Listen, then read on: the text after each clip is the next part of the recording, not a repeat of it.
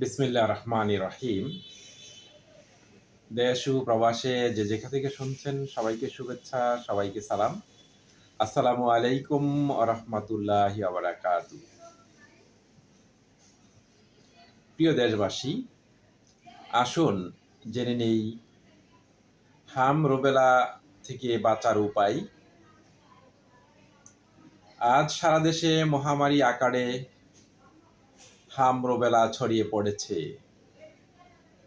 প্রিয় দেশবাসী, আপনারা জানেন প্রতিদিনই 20 থেকে 30 জন বাচ্চা মারা যাচ্ছে সারা দেশে।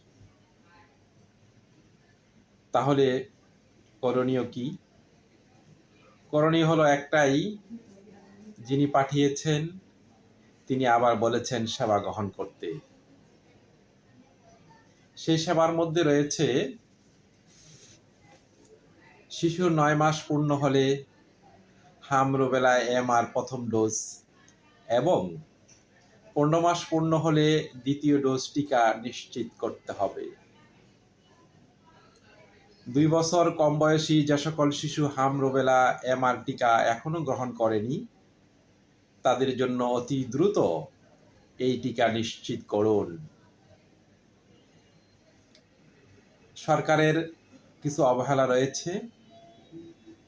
ইতিপূর্বে ইউনূস সরকার বাচ্চাদের জন্য কোনো টিকার ব্যবস্থা করেনি। এটা ছিল ইউনূস সরকারের ব্যর্থতা। তারপরে বর্তমান যে নির্বাচিত সরকার এসছে তারাও টিকা আনতে দেরি করে ফেলেছে। বর্তমানে টিকা এসেছে, আমাদেরকে সেই টিকাগুলি দ্রুত আমাদের গার্জিয়ান যারা আমরা আছি আমাদেরকে সেই টিকার ডোজগুলি গ্রহণ করতে হবে। তাহলে কোথায় টিকা দিবেন?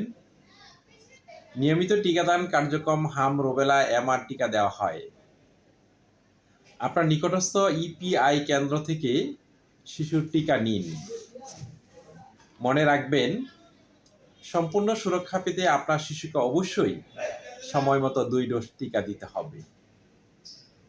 তাহলে আসুন আমরা যারা বাবা মা আছি, আমরা যারা গার্জিয়ান আছি, অবশ্যই আমরা দ্রুত 2 ডোজ টিকা দেওয়ার ব্যবস্থা করব আমাদের টিকা কেন্দ্রে গিয়ে।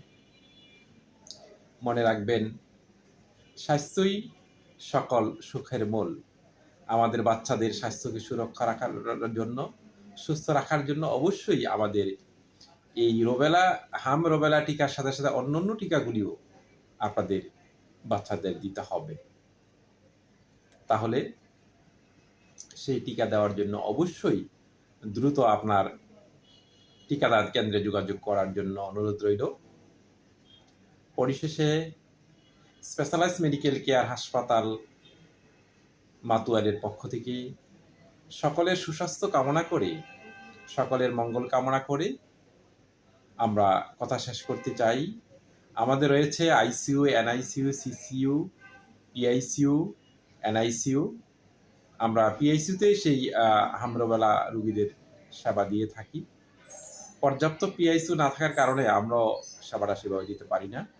সেই জন্য সরকারকে বলবো অবশ্যই সরকারি হাসপাতালগুলিতে পর্যাপ্ত PICU, NICUর ব্যবস্থা করার জন্য।